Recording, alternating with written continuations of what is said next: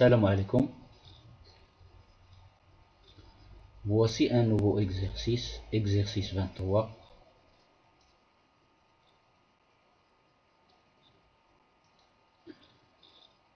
Bac 2008, sciences mathématiques, série A et B, Maroc.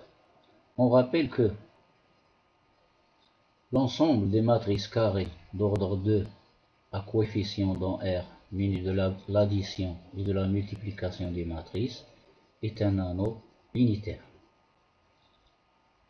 Et que le même ensemble muni de l'addition et du produit par un scalaire est un espace vectoriel réel.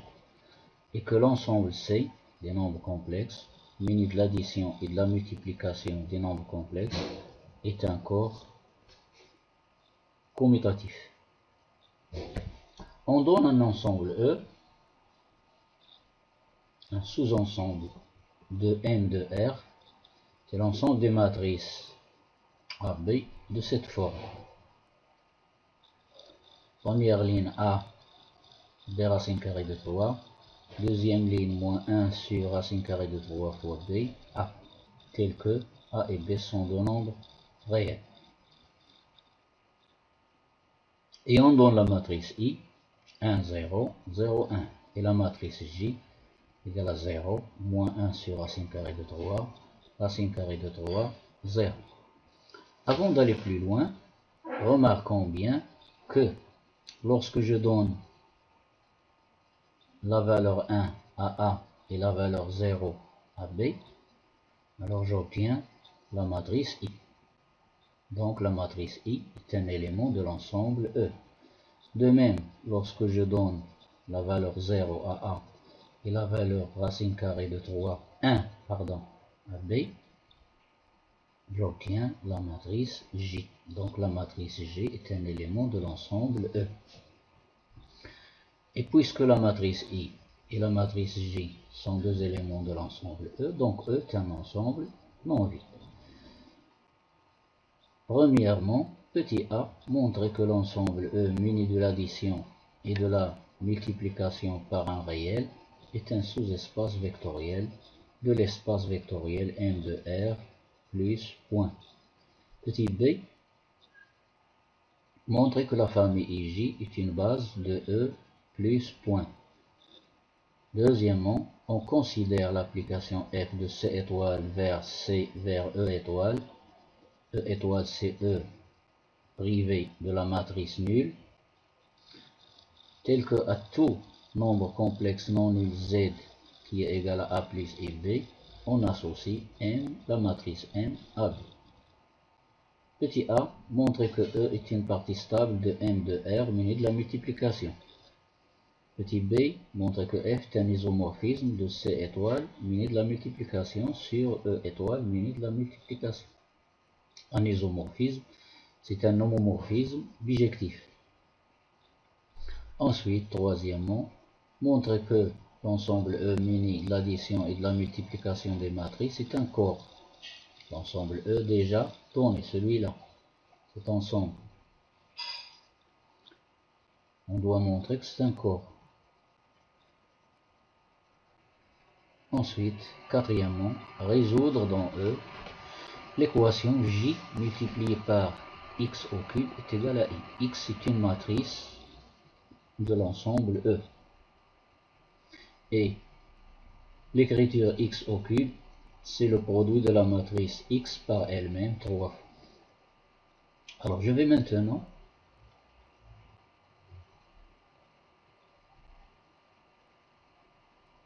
rappeler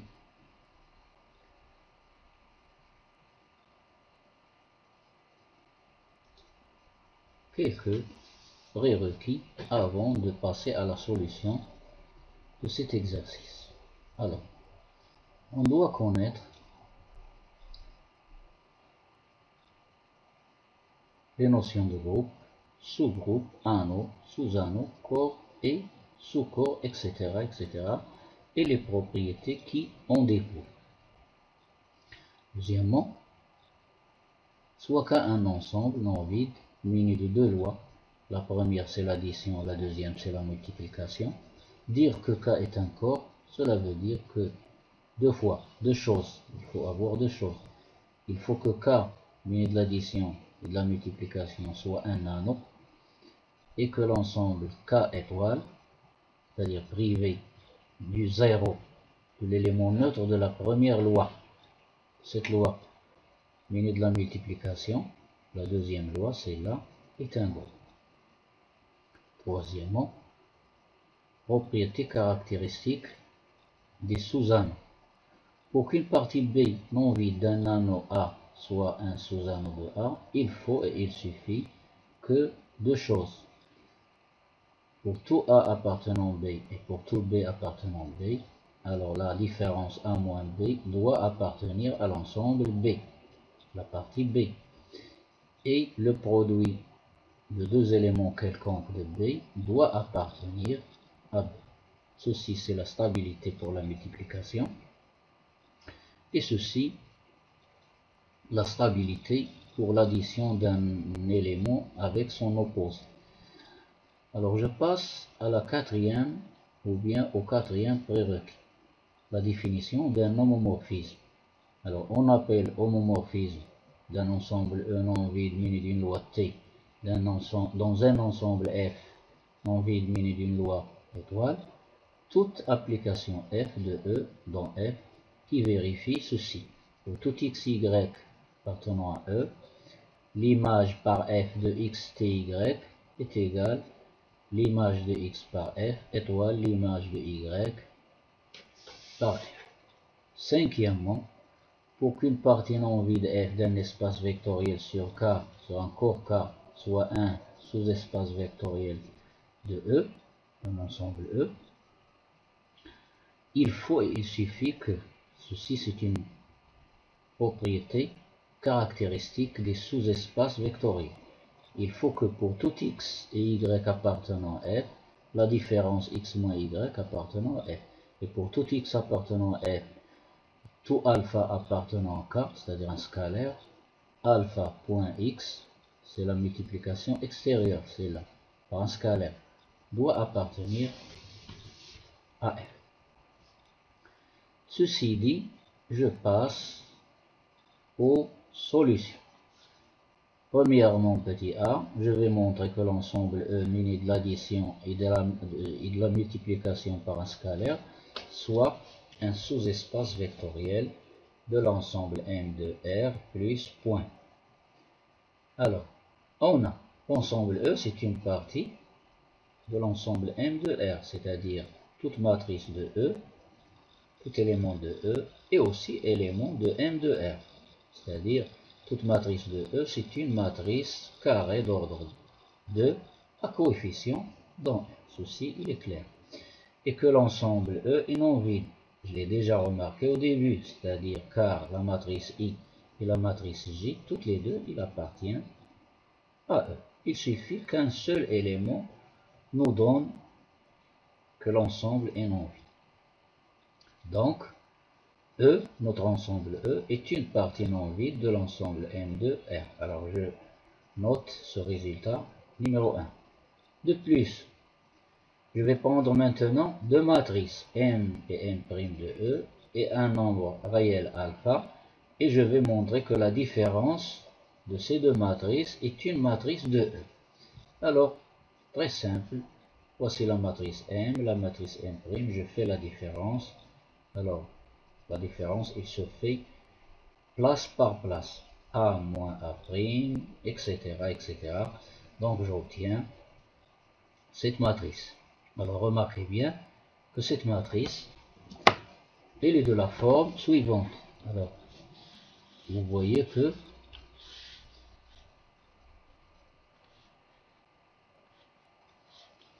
ce nombre ici est le même que celui-là. C'est le même nombre. Donc, je vais l'appeler A seconde. Le nombre ici qui est entre parenthèses, multiplié par moins 1 sur racine carrée de 3, il est aussi là, multiplié par racine carrée de 3. Alors ce nombre, je l'appelle B seconde. Donc j'obtiens une matrice qui a la même forme que les matrices de l'ensemble E. Donc ceci, ce résultat me donne une matrice qui appartient à l'ensemble E. Donc la différence des deux matrices de E, c'est une matrice de E. Il reste maintenant le produit d'un nombre réel par une matrice M. Alors je dois écrire alpha fois la matrice. Alors un scalaire fois une matrice. Alors le scalaire il est multiplié par tous les termes de la matrice. Alors alpha A, etc. etc. J'obtiens de la même façon une matrice qui a un nombre ici et le même ici. Et un nombre ici multiplié par moins 1 sur racine carrée de 3. Et le même nombre ici, il est multiplié par racine carrée de 3. Donc je l'appelle C, ici D. Et ceci c'est une matrice, ou bien c'est la forme d'une matrice de l'ensemble E. Donc je résume maintenant. J'ai démontré que pour toute matrice M et M' de E, et pour tout alpha réel, alors la différence de deux matrices de E est une matrice de E. Et le produit d'un réel alpha par toute matrice de E est une matrice de E. Alors j'appelle ce résultat 2. Et celui-là, exactement, je l'appelle 2'. Alors, et par suite, d'après 1 et 2, l'ensemble E, muni de l'addition des matrices et le produit d'une matrice par un scalaire, est un sous-espace vectoriel de l'espace vectoriel M de R, muni de l'addition des matrices et le produit par un scalaire. Ceci d'après le prérequis numéro 5 ci-dessus. Tout sous-espace vectoriel est lui-même un espace vectoriel. Donc je conclut que l'ensemble E muni de l'addition des matrices et le produit d'une matrice par un scalaire est lui-même un espace vectoriel. Maintenant, je passe à la deuxième question B. Alors tout d'abord, j'ai pu utiliser une autre méthode pour montrer que l'ensemble E muni de l'addition et de la multiplication externe est un sous-espace vectoriel de l'ensemble M de R muni de l'addition et la multiplication externe. Alors, voyons comment je vais faire ceci. Alors, je prends une matrice de E, elle est là. Alors, regardez bien. Alors, ici, on a A et on n'a pas B. Nous n'avons pas B ici. Donc, A fois 1. Ici, 1. Donc, ici, il n'y a pas de A. Et ici, il n'y a pas de A. Donc, je mets 0 ici, 0 ici. Et cette matrice, c'est la matrice I. Plus B. Ici, il n'y a pas de B. Ici. Donc, ici, 0, 0. Ici, il y a un B. Ici, il y a un B. Donc, le B, il est là. Donc, j'obtiens moins 1 sur racine carrée de 3. Ici, racine carrée de 3. Et cette matrice est bien la matrice J. Donc, qu'est-ce que j'ai montré? J'ai montré que toute matrice M s'écrit sous la forme A fois I plus B fois J. Avec A et B sont des nombres réels. Et ceci veut dire que toute matrice de E est combinaison linéaire des deux matrices I et J. Donc E est l'ensemble de toutes les matrices, de toutes les combinaisons linéaires des matrices I et J. Et par théorème, cet ensemble est un sous-espace vectoriel de l'ensemble M de R plus point. Ainsi, on peut dire que la famille IJ est une famille génératrice.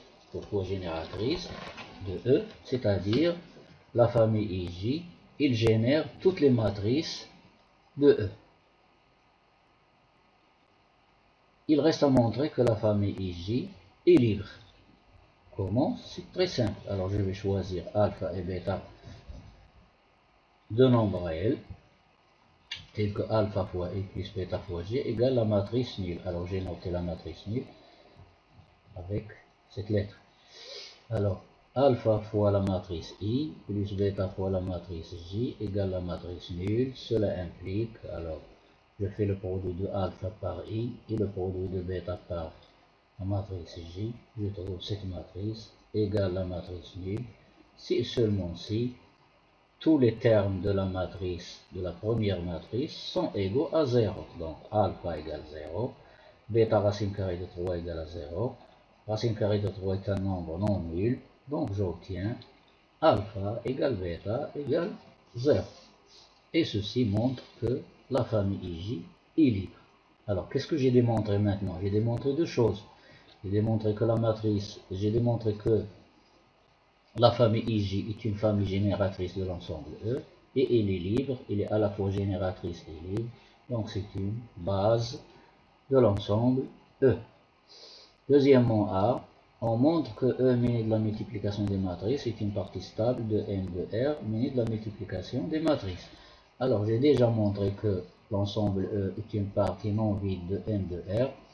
Il reste maintenant à montrer que je prends deux matrices de E, je fais leur produit et le résultat que je vais trouver, il appartient aussi à E. Alors, faites la multiplication, colonne, ligne fois colonne, ligne fois colonne, ligne fois colonne, etc. Et vous simplifiez les choses, vous trouvez cette matrice. Alors, remarquez bien que ce nombre que j'ai entouré en vert, il est le même que celui-là. Et le nombre ici, que j'ai entouré de cette couleur, multiplié par moins 1 sur racine carrée de 3, il est là, il est le même ici, multiplié par racine carrée de 3. N'oubliez pas ici, si vous voyez une différence ici, c'est que la somme, l'addition, elle est commutative. Alors, A'B plus AB'. Et ça me donne la matrice M, c'est là, avec un point virgule au milieu ici. Donc, cette matrice est une matrice qui appartient à E. Donc, l'ensemble E, muni de la multiplication des matrices, est une partie stable de l'ensemble M de R, muni de la multiplication des matrices. Alors, j'appelle ce résultat numéro 3. Je passe à la question B. Petit b, montre que F est un isomorphisme, c'est-à-dire que c'est un homomorphisme. De plus, il est bijectif. Alors, je prends deux complexes de l'ensemble C étoile, je fais leur produit et je cherche l'image de leur produit. Alors, le produit de Z fois Z', c'est déjà connu, comment on fait le produit de deux nombres complexes. Alors, j'ordonne les parties réelles, la partie imaginaire. Je trouve f de AA' moins BB' plus I fois, entre parenthèses, AB' plus A'B. Et ceci, l'image de ce complexe, c'est quoi? C'est la matrice, celle-là, celle-ci. Et cette matrice, c'est quoi en remontant la démonstration? C'est le produit de M par M'. Alors, est égal à M fois M'. Et M, c'est quoi? Si MAB, c'est l'image par F du complexe A plus IB. Fois M', c'est l'image par F du complexe A' plus IB'. Et ceci, c'est quoi? A plus IB, c'est Z, donc égal F de Z fois F de Z'.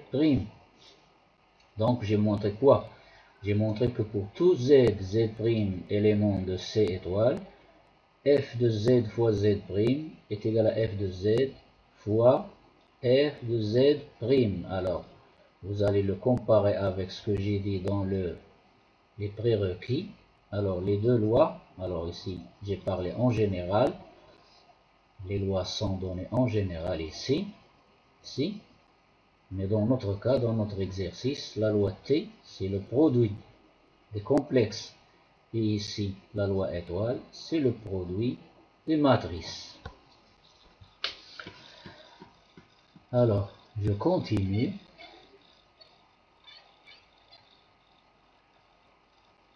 Ma démonstration. Alors, pour finir, alors je vais montrer que j'ai démontré maintenant que F est un homomorphisme de C étoile muni de la multiplication vers E étoile muni la multiplication. De plus, tout nombre complexe non nul a une image et une seule comme matrice dans l'ensemble E étoile. Et cela veut dire que l'image de l'ensemble C étoile est exactement l'ensemble E étoile. Et cela veut dire quoi? Cela veut dire que l'application F est surjective. Résultat numéro 4. D'autre part, je vais montrer que F est injective. Donc, je prends deux nombres complexes Z et Z', tels que leurs images sont égales, et je montre par la suite que les deux complexes sont égaux. Donc, f de z égale à f de z', cela implique f de z c'est la matrice MAB, f de z' c'est la matrice M'A'B', la matrice MAB c'est celle-là, égale la matrice A'B', c'est celle-là. Deux matrices sont égales si seulement si tous les termes à la même place sont égaux.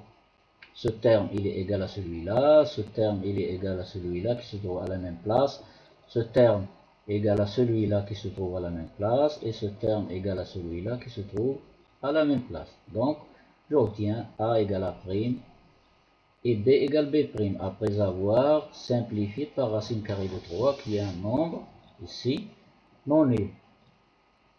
Et lorsque les parties réelles sont égales et les parties imaginaires sont égales de deux nombres complexes, alors ces deux complexes sont égaux. Et cela veut dire que F est injectif. Résultat numéro 5. Alors, F surjectif et F injectif, donc F est bijectif, d'après les deux résultats 4 et 5. Et ce qui montre, alors nous avons montré que F est un homomorphisme, et on a montré que il est bijectif, donc c'est un isomorphisme de C étoile fois muni de la multiplication du complexe sur l'ensemble E étoile muni de la multiplication des matrices. Et on dit aussi que les deux ensembles C étoile muni de la multiplication et E étoile muni de la multiplication des matrices sont isomorphes. Alors, retenez bien ceci. Alors, isomorphe, c'est-à-dire, d'une autre façon, non mathématique, mais quelque chose qui est bien compréhensible, c'est que les ensembles C étoile munis de la multiplication et l'ensemble E étoile muni de la multiplication sont comme des jumeaux. بحال شي توأمين، مثل توأمين، بمعنى التوأمين كيكونوا عندهم نفس الخصائص، يعني لون الشعر، لون العينين، نفس المشاعر، etc. C'est-à-dire deux ensembles jumeaux, deux humains qui sont jumeaux, ils ont les mêmes propriétés, les couleurs des yeux, les couleurs des cheveux, les mêmes sentiments, etc. Ils s'habillent avec les mêmes habits, etc. C'est la même chose que deux ensembles sont isomorphes. Alors, cet ensemble et celui-là sont isomorphes, donc par l'isomorphisme, les propriétés qui se trouvent dans l'ensemble C étoile muni de la multiplication sont injectées ou bien sont transportées par l'isomorphisme F dans l'ensemble E étoile muni de la multiplication. Or, alors je note, c'est ma notation, je note que C étoile muni de la multiplication, alors ceci veut dire isomorphe à l'ensemble E étoile muni de la multiplication. Alors ceci dit, alors on sait que l'ensemble C étoile muni de la multiplication, ceci est déjà vu dans le cours, est un groupe. De plus, il est commutatif. Donc, cette propriété, il sera injecté dans l'ensemble E étoile muni de la multiplication. Donc, E étoile muni de la multiplication est un groupe. De plus, il est commutatif. Alors, je passe maintenant à la troisième question.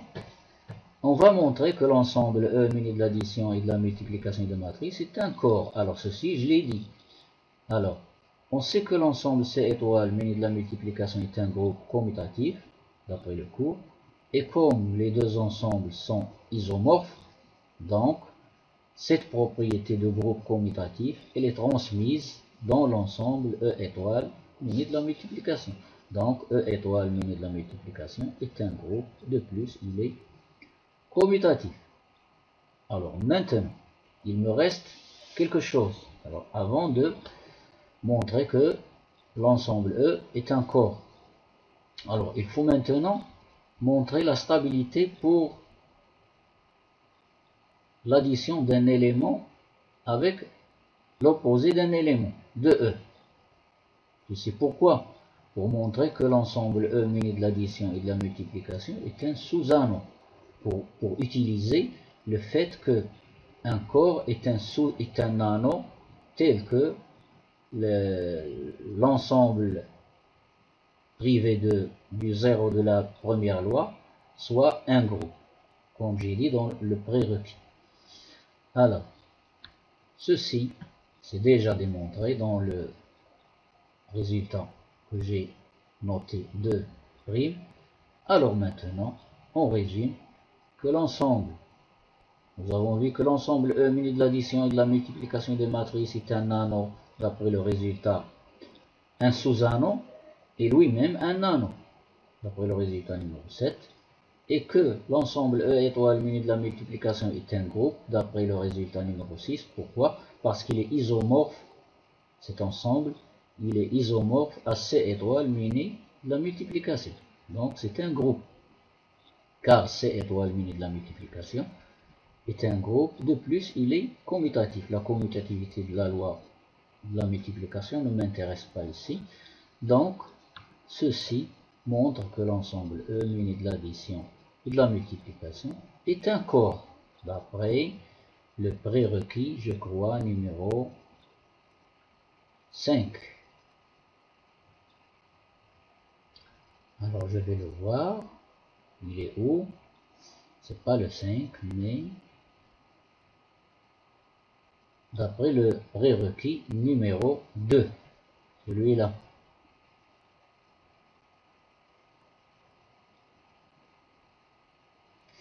Alors, je continue ma démonstration.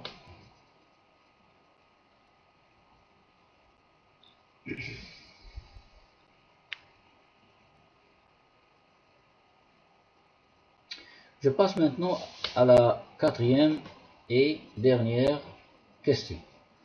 Quatrièmement, résolution de l'équation j fois x au cube égale à i avec x un élément ou bien une matrice qui appartient à l'ensemble E. Alors j fois x au cube égale à i, cela équivaut à, alors, le jumeau de la matrice J, c'est le complexe I. Pourquoi? Tout simplement, c'est très facile à comprendre. Alors je vais le noter ici. Alors la matrice J, c'est quoi? C'est la matrice 0, ou bien, tout simplement, c'est la matrice M,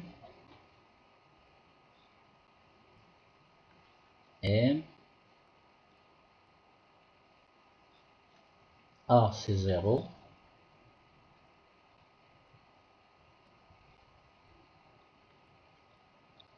et B c'est 1.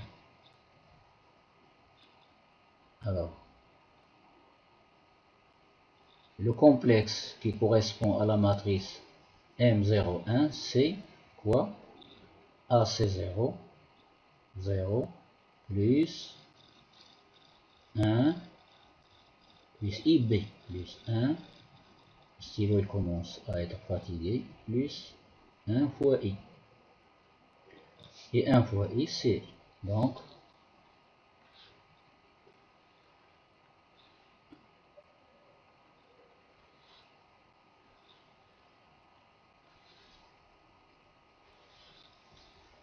ou bien on peut utiliser l'isomorphisme inverse de F.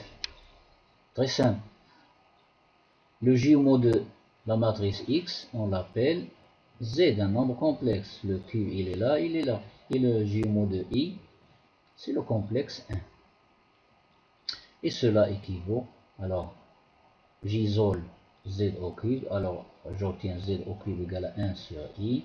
je multiplie le numérateur et le dénominateur par I, j'obtiens I, et au dénominateur I au carré égale à moins 1, ça me donne moins I, et moins I, il est égal à I au cube. Il ne faut pas oublier ça.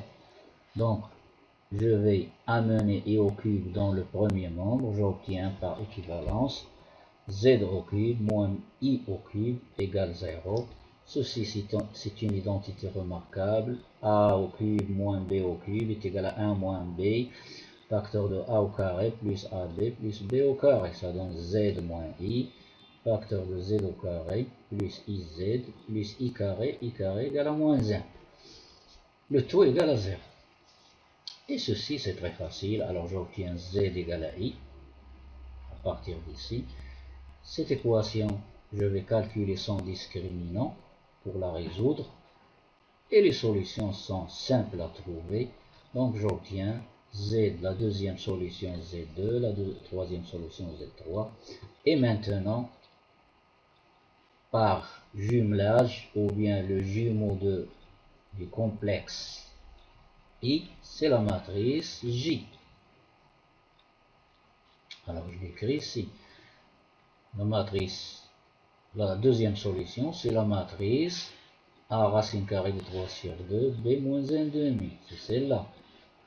Et la matrice 3, ou bien la troisième solution de l'équation, c'est la matrice M, A égale moins racine carrée de 3 sur 2, B égale moins 1 demi, il est là, et ça me donne cette matrice. Donc, l'équation proposée admet trois solutions qui sont la matrice J, cette matrice et cette matrice.